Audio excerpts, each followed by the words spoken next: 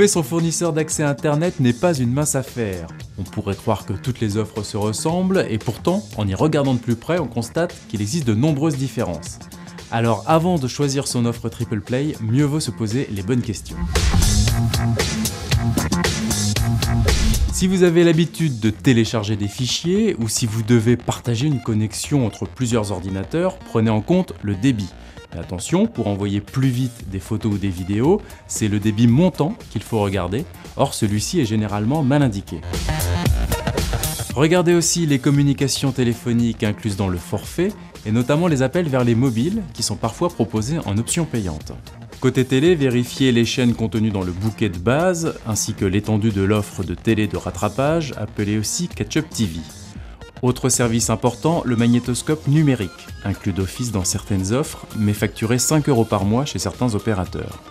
Enfin, si votre téléviseur est éloigné de la box, un kit CPL peut être utile. Ce boîtier, qui permet de faire passer les informations par le réseau électrique, est fourni avec certaines box.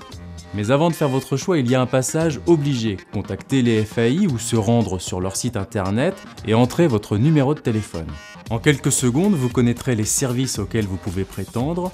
Vous saurez également si vous pouvez ou non bénéficier du dégroupage total, c'est-à-dire de la possibilité de résilier votre abonnement France Télécom.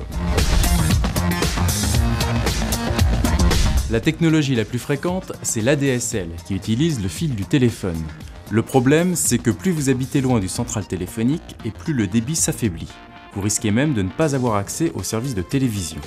L'autre solution, c'est la fibre optique. Grâce à elle, les débits peuvent atteindre 100 mégas ou plus, mais pour en bénéficier, il faut habiter dans un immeuble fibré, et quelques travaux peuvent être à prévoir. Enfin, dans les zones reculées où l'ADSL n'arrive pas, il est possible d'accéder à Internet par le satellite. Mais cette technologie revient cher et n'est pas très fiable.